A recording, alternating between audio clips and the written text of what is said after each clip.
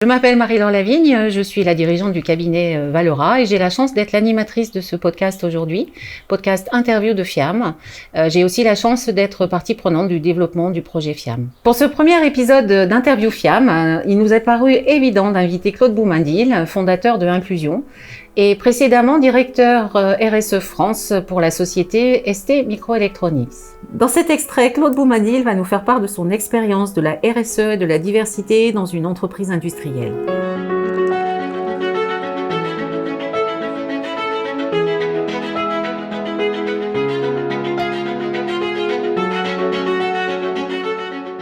Est-ce que vous pouvez, mais vraiment en 2 mots, nous dire un peu ce que c'est que cette RSE pour une grande entreprise sur un territoire? Ça recouvre quoi exactement? Alors, la RSE est un domaine très large. La RSE englobe aussi bien l'aspect environnemental que l'aspect gouvernance d'une entreprise. Je n'ai jamais touché à ces sujets-là, qui sont très techniques. Je me suis intéressé, ou du moins ma mission était de travailler sur la partie sociale finalement. Alors peut-être qu'on y reviendra, j'aime pas ce mot social, mais en tous les cas, ça définit bien ce que ça veut dire. Donc ça veut dire, de manière très concrète, ça veut dire quoi les aspects sociaux de la RSE? Ben en fait, c'est tous les sujets qui touchent à la diversité, tous les sujets qui touchent à la santé. Et donc à l'intersection de ces 2 sujets, on peut par exemple retrouver le handicap, dont je suppose on va parler abondamment dans la suite. Mais donc on est vraiment sur ces sujets en quoi est-ce qu'on peut accompagner des personnes au sein d'une entreprise et des fois des personnes diverses, et comment est-ce qu'on peut les accompagner pour trouver leur place dans l'entreprise. Qu'est-ce que, du coup, quand on vous a proposé confier ce poste, qu'est-ce que vous vous êtes dit en première intention? À ce moment-là, à vous-même, hein, pas à tout le monde, mais à vous-même. Je vais être franc, hein, il y a pratiquement 15 ans, quand on m'a confié les premières missions de la RSE, pour moi, c'était pas une boîte vide. Ce serait péjoratif que de dire ça, mais en tous les cas, je ne savais pas ce que j'allais trouver dans cette boîte. En tous les cas, ce que j'y ai trouvé dans un premier temps, c'est le plaisir de mener des projets, parce que je crois que je sais à peu près gérer un projet. Et c'est au fur et à mesure de l'avancement de ces projets, c'est en comprenant finalement ce qu'il y avait dans la boîte, et puis surtout tout ce qu'il y a autour de la boîte, que je me suis rendu compte que c'était un sujet qui me passionnait. Parce que ce qu'on peut mettre dans la boîte, c'est la différence, c'est je sais pas, la préservation de la santé, mais tout ce qui est autour de la boîte, c'est aussi tout ce qui est de la fierté d'appartenance de collègues qui vont accueillir une personne en situation de handicap, par exemple. C'est juste l'équité entre 2 personnes. Comment pourrait-on justifier encore aujourd'hui qu'à compétence égale, une femme soit moins rémunérée qu'un homme? C'est pourquoi s'arrêter sur un CV à une adresse, enfin des choses comme ça. Et donc, je trouve que ce qui est autour de la boîte, finalement, c'est-à-dire au-delà du projet lui-même, est bien plus important que les thèmes que l'on développe. Justement, est-ce que c'est pas un peu paradoxal, qu'est-ce que vous avez rencontré comme difficulté pour mettre en place tous ces projets, ce que vous souhaitiez, encore une fois, sans cibler que le handicap, mais de façon plus large, sur la RSE, il y a 15 ans, où finalement, c'était un peu les prémices des lois, c'était les prémices de tout.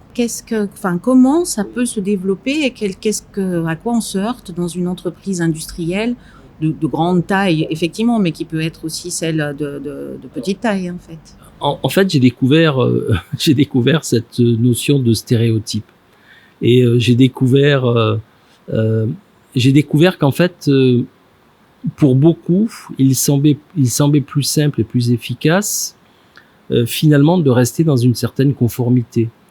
On va recruter quelqu'un qui nous ressemble, on va s'appuyer sur quelqu'un qui nous ressemble, et finalement on en oublie la fonction première. Pour rester dans l'exemple du recrutement, le recrutement, c'est avoir la bonne compétence au bon endroit. c'est pas d'avoir une personne qui nous ressemble au même endroit. C'est vraiment d'avoir la bonne compétence et d'accompagner ces personnes, si elles n'ont pas exactement les compétences attendues, de les accompagner vers l'obtention de ces compétences. Et donc le frein principal que j'ai rencontré, oui, il est de cet ordre-là. C'est-à-dire qu'en fait, pourquoi remettre en cause ce qui marche depuis la nuit des temps? Pourquoi recruter une personne qui serait issue d'un autre, restons simples, d'une autre école que la mienne?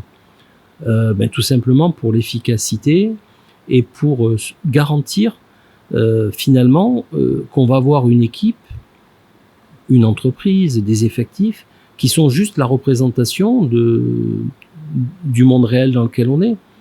Et forcément, si on est représentatif du monde réel dans lequel on évolue, les solutions que l'on va proposer sont forcément plus proches des attendus que si on est dans une sorte de conformité où on est tous un petit peu pareil. Je suis pas capable de démontrer les bienfaits de la diversité. Par contre, je suis intimement convaincu que l'uniformité nous amène finalement à reproduire toujours les mêmes schémas. Et donc, si on est face à un collège de 30 ingénieurs, tous issus de la même école, ils vont certainement raisonner de la même manière et très certainement ils vont nous apporter la même solution qui est apportée depuis X années. La force de la diversité, ça va être d'amener un éclairage différent, une vision différente, une utilisation différente du produit. Voilà. Et donc c'est l'opposition majeure, elle est dans la gestion du court terme, où on a l'impression qu'à court terme, on est gagnant de recruter quelqu'un qui nous ressemble. La vision à peine plus que le court terme, c'est d'être largement gagnant à recruter quelqu'un d'un petit peu différent, de quelqu'un qui a un autre parcours, qui a une autre vision. Voilà. Est-ce que du coup, au-delà de cette question du handicap, puisqu'on va y venir de façon plus précise avec les projets et le programme actuel que vous développez, est-ce que vous pouvez nous donner un exemple d'un projet, que vous estimez, un ou deux projets que vous estimez très très réussis ou qui en tout cas ont bougé les lignes sur la question de la diversité dans l'entreprise donc où vous étiez le directeur de la RSE? Alors, je suis très très fier d'une réussite. C'est pas très modeste de le dire comme ça, mais je suis très fier d'une réussite sur l'égalité femmes-hommes. Nous avons mis en place, donc c'est pas un travail d'une personne, c'est bien un travail collectif avec la direction, avec les partenaires sociaux, avec les salariés eux-mêmes. Nous avions mis en place un outil d'évaluation des écarts de rémunération. Nous l'avions mis en place pour distinguer la population des femmes par rapport à celle des hommes. Mais en fait, on pourrait tout à fait utiliser un outil comme celui-là pour tout type de discrimination. Et c'est un outil qui nous a permis de réduire, alors peut-être pas anéantir l'écart de rémunération. Je parle bien de réduire cet écart. En tous les cas, à une vitesse beaucoup plus rapide que la réduction qui se fait naturellement des rémunérations. Et cet outil, finalement, me correspondait assez bien parce que c'était mettre en place des indicateurs, des mesures, des outils statistiques, mais de les adapter à l'humain et de traiter une différence par des outils statistiques. Et donc ça permet de lever cette subjectivité que l'on peut avoir dès qu'on compare deux personnes entre elles. C'était amener un peu d'objectivité sur un sujet qui est très subjectif. Voilà. Et donc oui, pour moi ça reste une réussite. C'est un outil qui a été présenté à de multiples reprises à des entreprises, à des organisations, et qui a toujours, en tous les cas, suscité de l'intérêt. Voilà. Merci pour votre écoute. Et si vous souhaitez plus d'informations sur le programme, n'hésitez pas à nous rejoindre sur les réseaux sociaux, Facebook et LinkedIn. Inclusion avec un 1.